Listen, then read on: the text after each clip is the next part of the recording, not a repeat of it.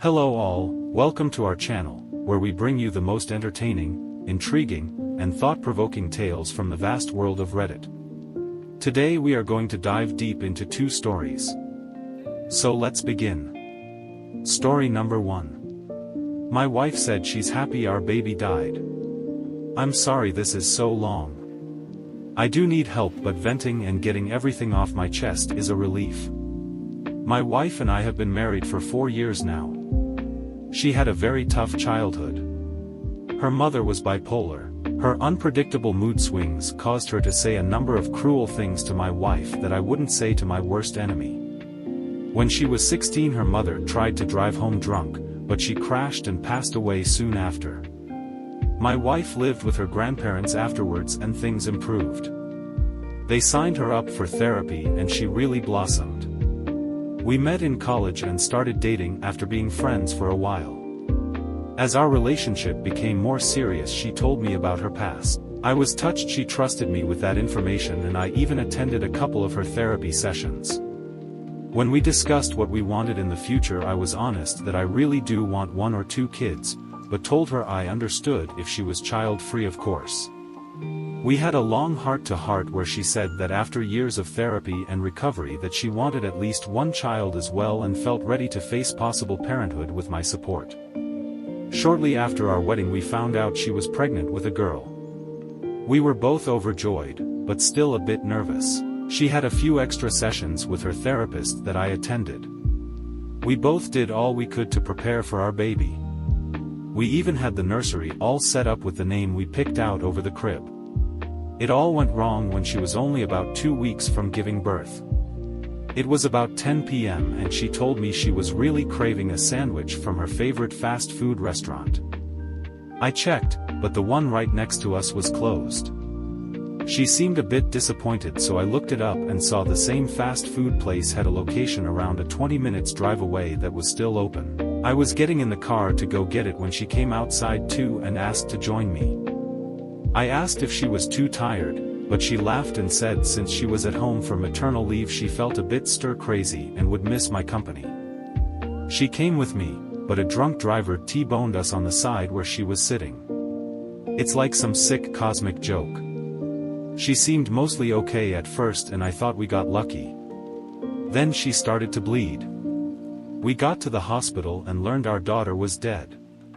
She was too delicate and the trauma was just too much for her to take. They were able to deliver her and let my wife and I hold her. That image still haunts me. She just looked like a regular, beautiful newborn, almost like she was just sleeping. Her face and body were covered by bruises from the impact.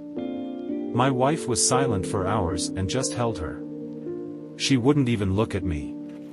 The first time she even spoke was when I was calling her grandparents to come to the hospital. She asked for the phone, and once her grandma was on the line she asked her to go to our house and get a little pink box. The box had a couple outfits we were considering bringing our daughter home in. Once she arrived my wife laid out the 3 outfits we had packed. We had a hard time picking one, so we just brought all 3 so we could choose after the birth. My wife stared at them for a long time before picking a little pink onesie with daisies that she loved. She finally looked me in the eyes and said, "I think this one is the best. You can never go wrong with pink, it complements her hair beautifully." This made me break down. I'd never heard her talk that way before, so formal and almost robotic. I was trying to control myself, but my wife seemed to not even hear me. She just pulled out some of the possible headbands/baby bows we had picked and stared at them too. She picked the one that matched the onesie. She was in that dreamlike state for a few more hours until they eventually had to take our daughter away. She just completely broke and started to have a panic attack. I tried to help her, but it's almost like she couldn't see me. She ended up staying in a psychiatric hospital for quite a while after this. This was absolutely the worst part of my life. Every time I went to visit her I just fell deeper into my own grief. I have a large family that all rallied to support us as well as our friends. Even after she was checked out of the hospital she saw a therapist almost every day. I got individual therapy as well, along with couples counseling. Slowly, but surely things improved. She was still devastated, but eventually she was able to only see her therapist about 3 times a week. I thought things were improving. She seemed to gain a small bit of herself back every day. Then my brother said something a week ago that I feel brought us back to square one all over again. We were at a family barbecue and having a nice time. My sister-in-law is 5 months pregnant and was chatting about what nursery they were getting for the baby. My brother then turned to us and said, "Hey, didn't you guys always want kids? It's been a couple years since your daughter's stillbirth, so I think this is a great time to try again." I was ticked off how he put it so bluntly and was about to feel him to fuck off. Then my wife said her response. Seemingly out of nowhere she said she's glad our daughter passed away before even being officially born. She said she will never want to be pregnant again because the baby may survive this time. Everyone went dead silent. After a really awkward 10-second pause she began muttering and rambling to everyone. She talked about her mother. Apparently when she was a little kid she and her mom were really close. As she grew, her mom became more and more cruel. She would scream about how she never should have had kids and that my wife was a disgusting, evil person. She said she was concerned how her mom switched so easily. She's afraid that if our daughter grew up, she would eventually come to hate and be cruel to her as well. She was relieved. She said our daughter will always be a perfect baby angel because she wasn't given enough time to make any mistakes or damage her. She was happy she had died. I love her so much that I'm now alright with having no kids as long as it's with her. She walked briskly to the car and asked if I could drive us home. I agreed. Once we were home I asked her about what she had said. She just shrugged and said she was being honest. Since this happened she's been 10x more distant and seems to be regressing. Our couples therapist had to move so we were looking for a new one. Once I brought it up again she just said it's not all that important and we're doing good plus trust each other. She's been going to one-on-one therapy but still won't talk to me. She just says her sessions are going fine. I'm very worried. She just won't talk to me. With the way she has been lately I'm terrified she might do something drastic. So now, let's move forward to story number 2. My evil stepmother wants me to be with a woman who violated me. Hello everyone, so to start this off by saying this incident actually happened like a week ago, but since I don't have enough money for therapy I decided to post this here, just to get it out before it consumes me.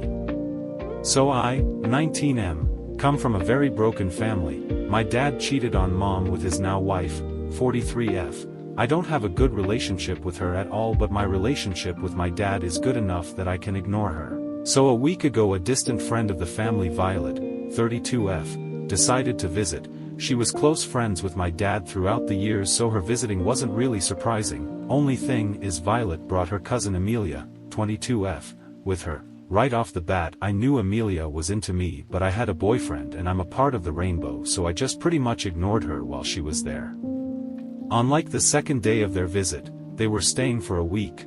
All the older adults went out for the night, leaving me and Amelia alone for the time being. I don't really want to get into many details leading up to the event as it still leaves me traumatized, but Amelia ended up forcefully sawing me. I feel like it's worth mentioning I'm nothing but skin and bones and Amelia was more of a heavy-set woman, therefore it was easier for her to overpower me. After it was done, she tried to initiate sexual intercourse, but I threw up all over myself, which I guess made her disgusted, so she ran off. When the older people got back I told them what happened. My father was furious while Violet was horrified. The only person who seemed calm was my stepmother. After a week after the incident my stepmother came to me yesterday and told me I should go apologize to Amelia.